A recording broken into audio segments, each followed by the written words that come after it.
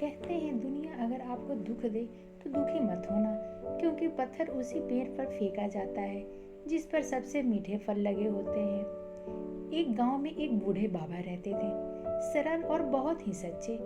जब भी कोई उनसे पूछता कैसे हो बाबा, तो वो बस मुस्कुरा कर कहते मेरे हाल तो ठाकुर जी ही जानते हैं। उस गांव में एक छोटा सा मंदिर था जहां बाबा रोज जाते थे।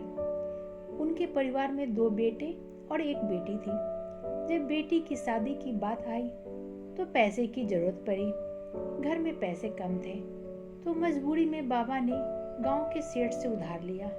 समय बीत गए, बेटी की शादी हो गई। कुछ साल बाद बेटे नौकरी करने लगे और घर में पैसे आने लगी। पैसे की तंगी खत्म हो गई।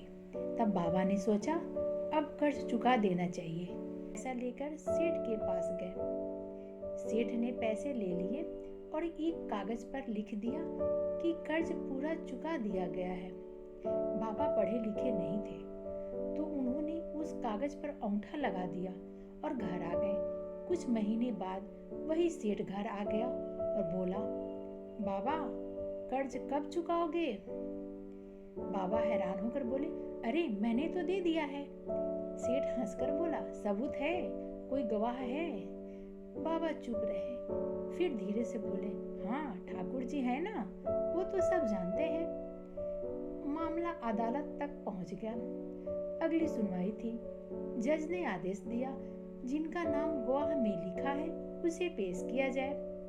सब लोगों को लगा मजाक है, पूरा कोर्ट हंस रहा था। लेकिन तभी आवाज आई, ठाकुर जी हाजिर हैं। सबकी सांसें रुक गई। सफेद वस्त्र में एक तेजस्वी पुरुष अंदर आए और गवाही देने खड़े हो गए।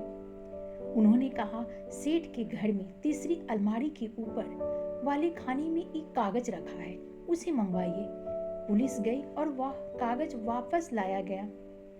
उस पर साफ लिखा था, बाबा ने कर्ज पूरा कर दिया है, और नीचे बाबा का वही अंगूठे का निशान था।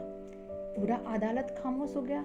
जज ने फैसला बाबा के पक्ष में सुनाया और सेठ को सजा दी। बाबा की आंखों में आंसू आ गए, लेकिन वो दुख के नहीं थे, वो विश्वास के थे।